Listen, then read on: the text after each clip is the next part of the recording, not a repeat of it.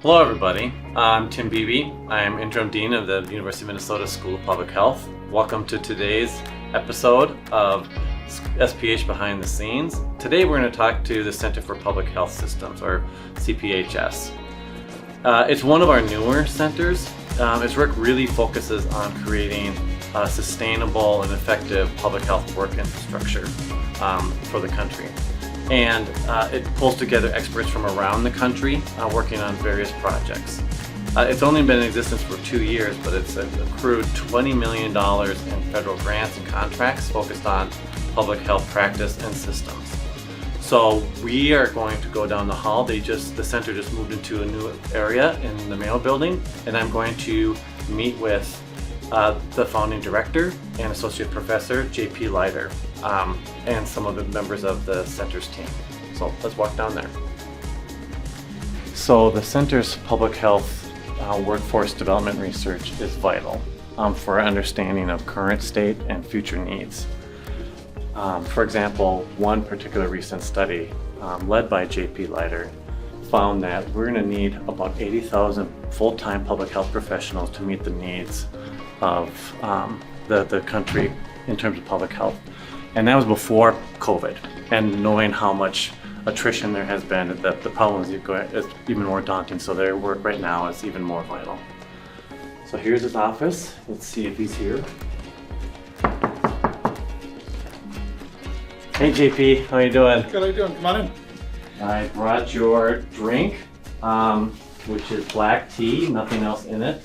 Thank you very much. You're like the fourth center director that drinks black tea, and that's weird. So it's great to see you. So you started this in 2021. That's right. And then I'm kind of curious, like, what inspired you to start this center? So even prior to the pandemic, the public health workforce had been in a long decline. The folks who are in the front lines, who are doing the direct inspections, the population-based prevention, who are really trying to make sure that folks are protected, hadn't ever really recovered from the Great Recession. And they need all kinds of support. It's not just about making sure there are enough workers, but they have the training they need. And to get the training they need training needs assessments. They need other kinds of workforce development. And in this school, we have amazing training provided.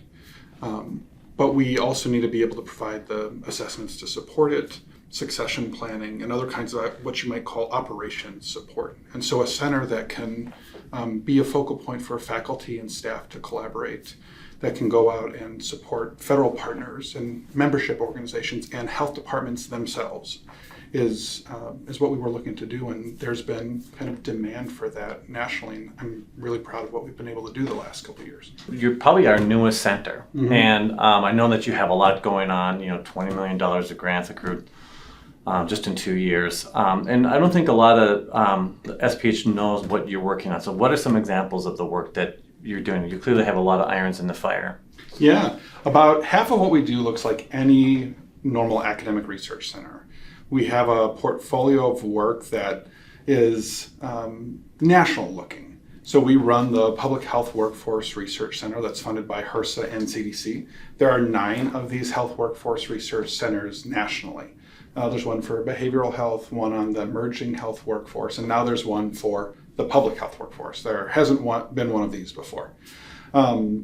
And so this is something that's brand new as of about a year and a half ago that we were able to compete for and win with the new Center for Public Health Systems. We're the home of a national consortium. So every year we do 8+ projects in the public health workforce that we select not just as the university partners, but with partners across the public health practice. So this is a large national center.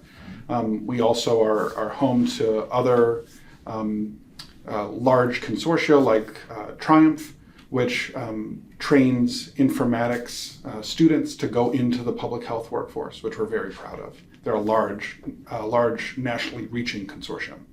We also do other kinds of research projects. But then about half of what we do is directly working with health departments. So part of the reason that we were formed is to directly support through technical assistance, research, evaluation, whatever health departments need, just to work with them one-on-one or one-on-many. And so a lot of what we do is direct contract work as well.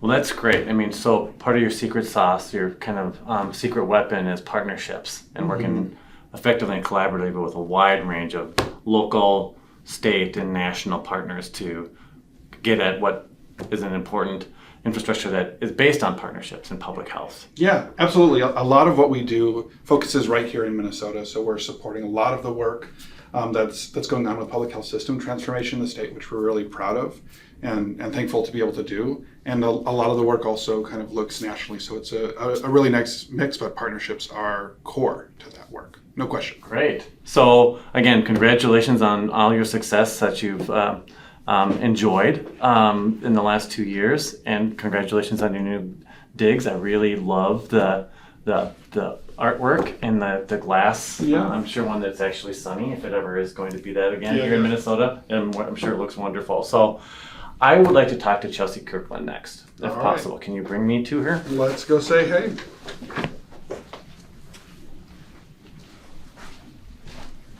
Here we are.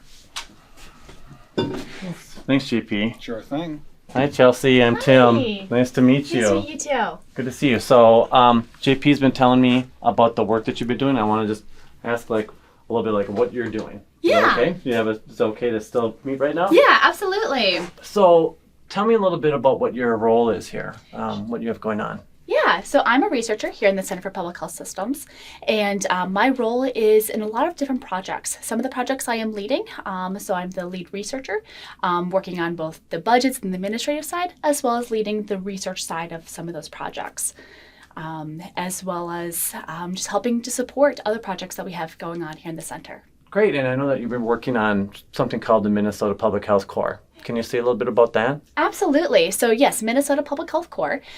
So the CDC and AmeriCorps joined forces to develop the Public Health AmeriCorps. Here in Minnesota, we have Minnesota Public Health Corps. And we are partnered with both AMPACT and our state commission, so Serve Minnesota. What's AMPACT? AMPACT is a nonprofit who implements all of the AmeriCorps programs here in Minnesota. Okay. And so they are implementing Minnesota Public Health Corps here in Minnesota. Last year we had 66 members.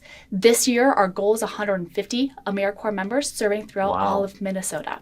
That's great. And so one of your big partners is the Minnesota Department of Health. Absolutely, correct? yes. And it sounds like this is a great partnership. Yeah, they have been wonderful. Both they are hosting a lot of Public Health Corps members who are serving across the entire state, as well as helping to advise us in where should we go? How can we support how can we support governmental public health using Public Health AmeriCorps members? That's great. I mean, it sounds like a great leveraging of that asset and a great experience for the public health or the AmeriCorps participants. Absolutely, yeah. So we are able to do, or we're working towards two big things. One, building capacity in the public health system here in Minnesota, as well as building up the new workforce. So hopefully younger generation coming in and supporting and working in governmental public health. And so this dual side of things of both building capacity and building workforce. Great. And congratulations on the new digs. Thank you. That's great to see. And I'll let you get back to your PowerPoint presentation. I've learned a lot, and thanks for that. So can you point me to Yasmin's Absolutely. Yasmin is right right around the corner, just over here. There you go. Hi, Yasmin. Hi. How are you doing? Good, how are you? Good to see you. Well, as you probably heard, I have a very loud voice. I was just talking to Chelsea, and I've talked to JP before that, and we're just getting to know the work of the center. And so one of the things have a seat. I'll have a seat. So, well, I understand that you're a student in one of our programs, in PH programs. Yes. Which one? I'm in the EPHAP program. Okay. I basically have to do my my last project. So. Great. Yeah. Oh, so you see the light at the end of the tunnel. Yes.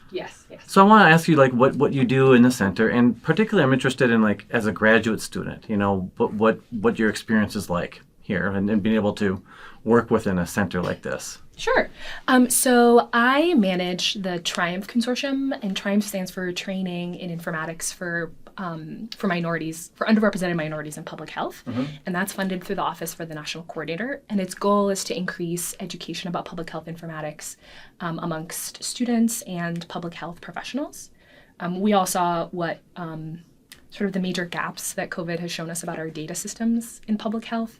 So this hopes to address some of that, and specifically to ensure that people from the communities that we're serving are able to be decision makers and actually the people designing and maintaining the databases. Has your experience here kind of affirmed your focus on public health, or waved you off of it? You want to do something entirely different? Well, you'd think COVID would have done that. But no, I think working at the center, I think being a student at the School of Public Health has affirmed my commitment to governmental public health work specifically. So I've worked in state, local, and federal public health agencies. Oh, really? Okay. Yeah, and I think So you got a lot of experience. yes, getting into this. yeah. Okay. So I've had a fair amount of experience, and I worked at a state health ed at MDH during COVID. Okay. So so I've gone through the fire, and I'm still committed to Great. working in Okay. governmental public health. So you're not one of the public health professionals that's leaving the profession. Well, well, I left governmental public health, Yeah. and came to academia, but I feel like I stepped into the correct place, a place that supports the public health workforce. Great. Well, thank you again for joining the school and joining the center. And you're kind of part of the group that's forming the center. I mean, it's only been in existence for 2 years, so you're doing outstanding work. So thank you for taking the time today. Thank you. I'd like to meet with Rachel. Sure. Next, Let me if walk you possible. down.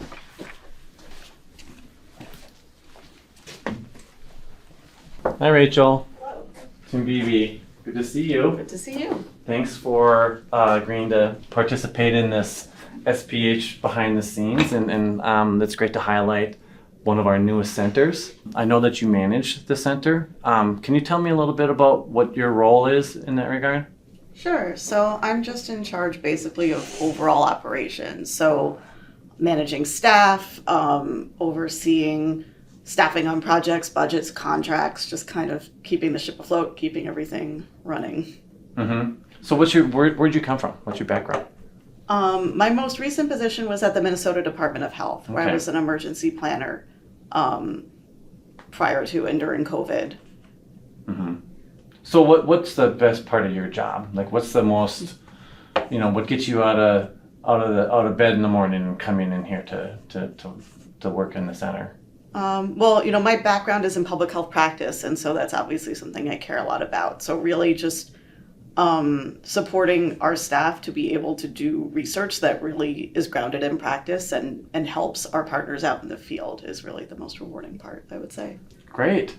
And so did you start like right away when the center was formed? Like how long? Yes, I was the first hire in August of 2021. All right, great. And you were rewarded with brand new, beautiful digs. So Yes, we're very and I excited. know that you're about still the new settling space. in and stuff. And I know that you were worried about pulling everything together for this, but it looks wonderful. Well, looks thank like you. you're well settled. Thank you for the work that you do. Thank you for meeting with me today. I'll let you get back to the work.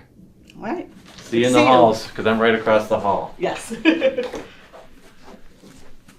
So, COVID really laid bare the challenges and shortcomings of the public health infrastructure that exists.